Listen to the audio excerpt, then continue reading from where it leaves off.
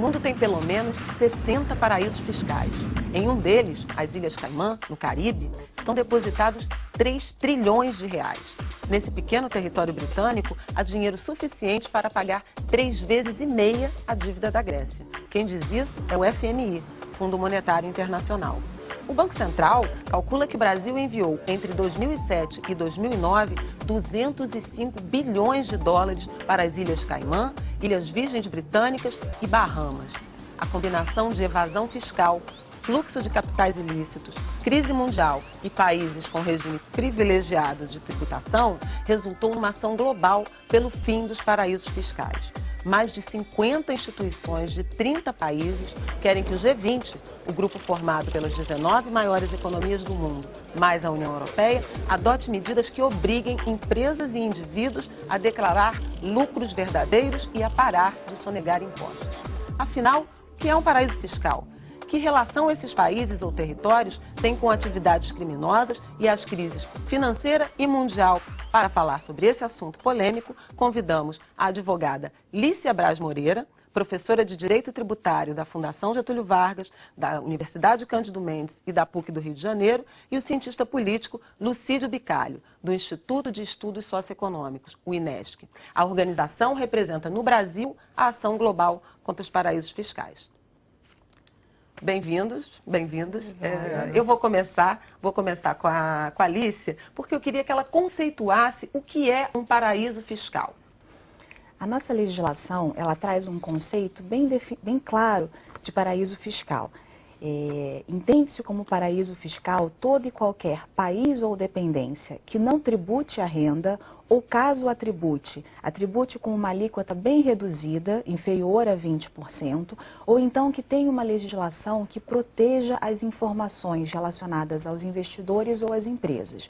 Então, basicamente, caracterizam os paraísos fiscais uma tributação muito reduzida ou inexistente, um sigilo bancário, sigilo fiscal, de forma que as pessoas, os investidores, as empresas podem abrir, podem se instituir, podem se localizar lá e não precisam informar a origem do dinheiro, não precisa informar a própria composição societária.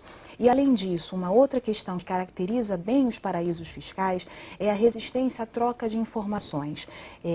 Justamente por conta do sigilo, os valores investidos em paraísos fiscais, eles ficam protegidos. A legislação dos paraísos fiscais, ela já é bem clara em relação a isso. Então, de forma geral, eles procuram atrair investimentos estrangeiros, também oferecendo, de alguma forma, uma proteção em relação a esses investimentos. A gente falou, Alicia, de tributação muito baixa e sigilo. Qual é o problema? Onde é que está o nó dos paraísos fiscais? Porque na explicação teórica não há ilegalidade, não tem nada de errado com isso. Qual é o problema que acabou levando a essa mobilização, a essa campanha que vocês, Lucídio, estão patrocinando no Brasil e mundo afora? Isso. Essa campanha contra os paraísos fiscais, principalmente contra o sigilo e também a favor de que as empresas declarem seus lucros, né, não soneguem impostos, ela vem num contexto, e ela está inserida nesse contexto de justiça tributária, né, que essas organizações defendem. Então, o que a gente defende? A gente entende que existe uma correlação muito grande entre o fluxo de capital ilícito no mundo, né, e os depósitos em paraísos fiscais. E, por exemplo, algo muito perto da realidade do brasileiro. Significa que aquele dinheiro que é desviado de corrupção ou de empresas, né, que praticam a evasão de tributos, que não pagam esses tributos, que vão deixar de financiar as políticas públicas, né, como educação, saúde, segurança. Por exemplo, a gente tem uma pesquisa que mostra que em um único ano, em 2009, né, a evasão de tributos no Brasil pode ter chegado a 200 bilhões, mais ou menos 9% do PIB.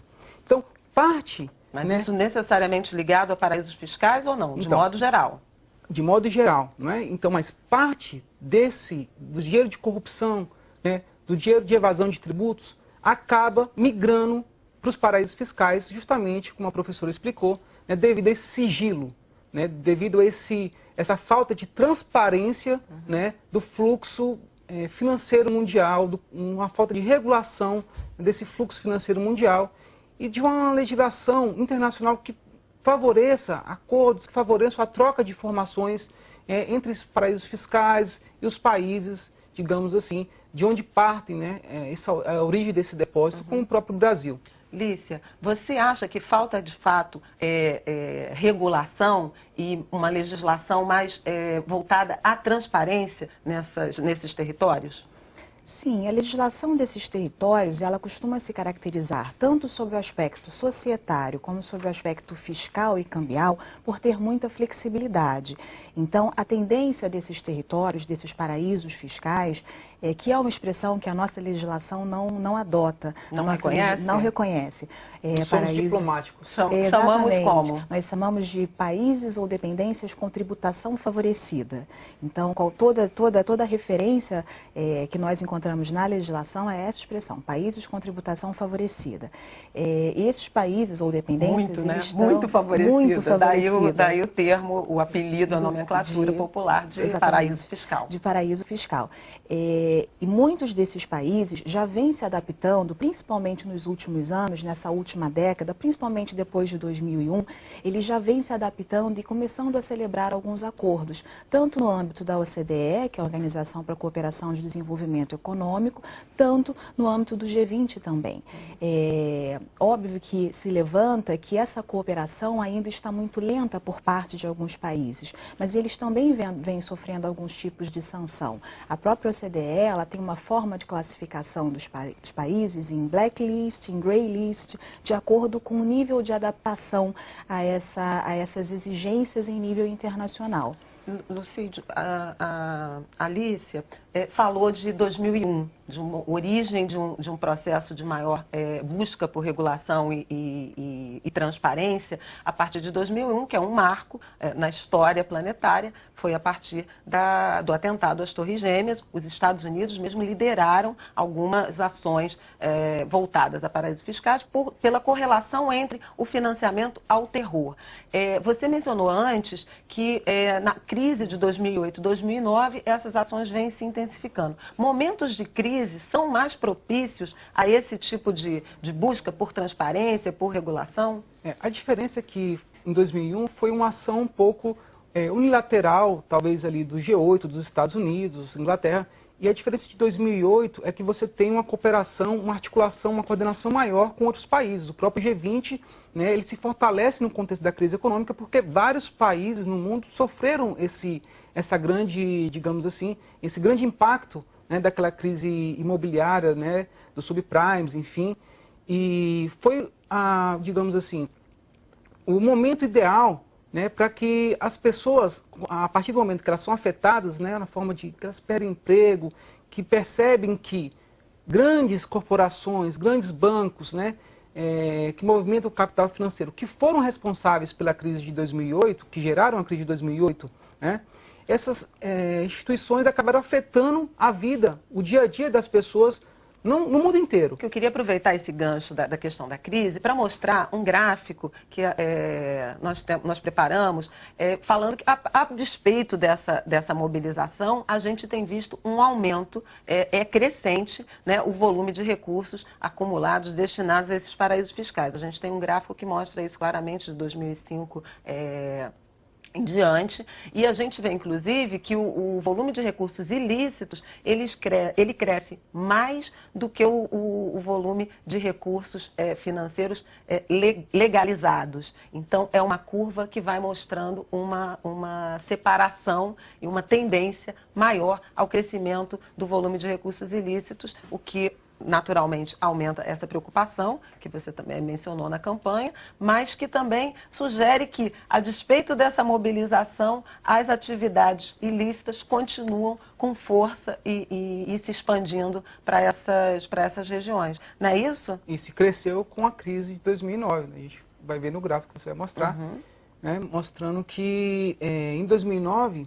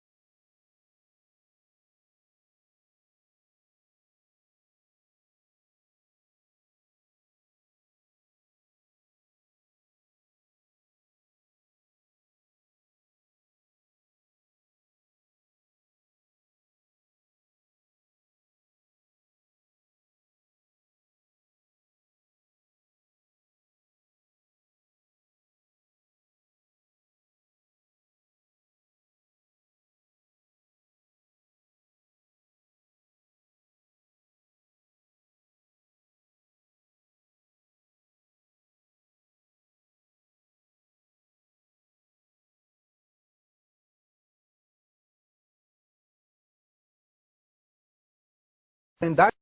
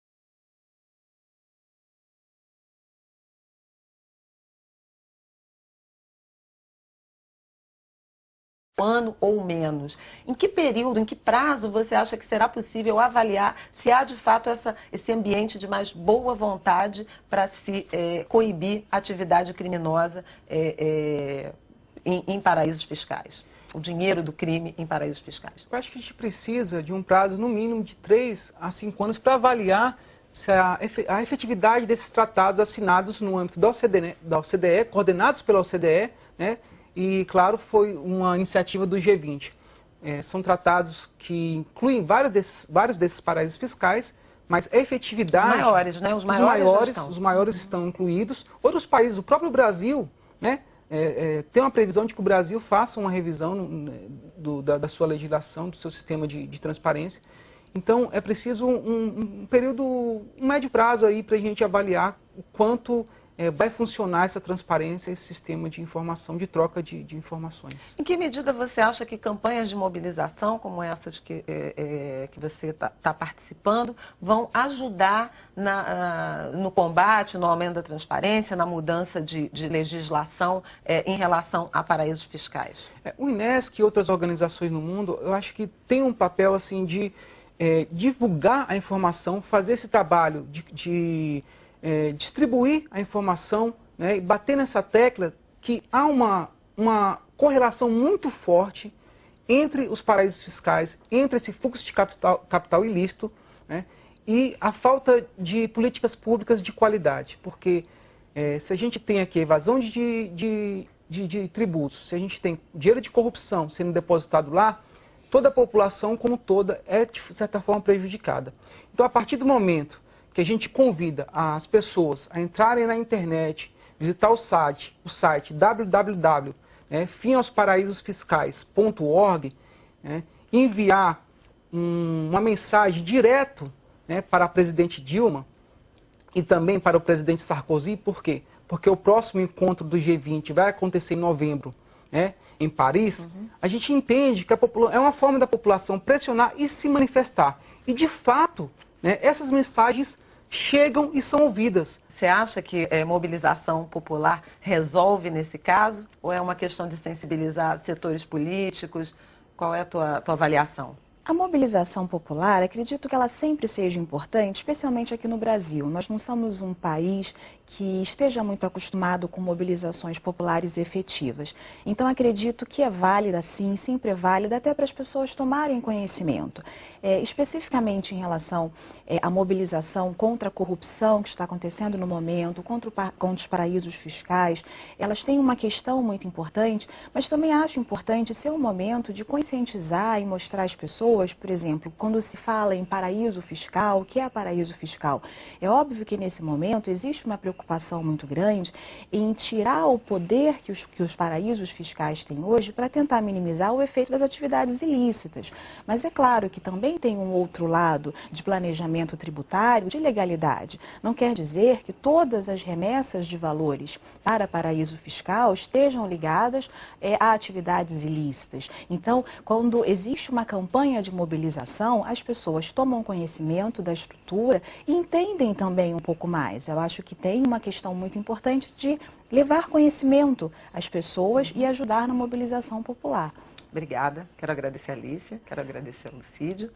O programa Espaço Aberto está chegando ao fim. É um assunto polêmico. Façam suas opiniões, façam suas apostas e semana que vem estaremos de volta no Espaço Aberto. Até lá.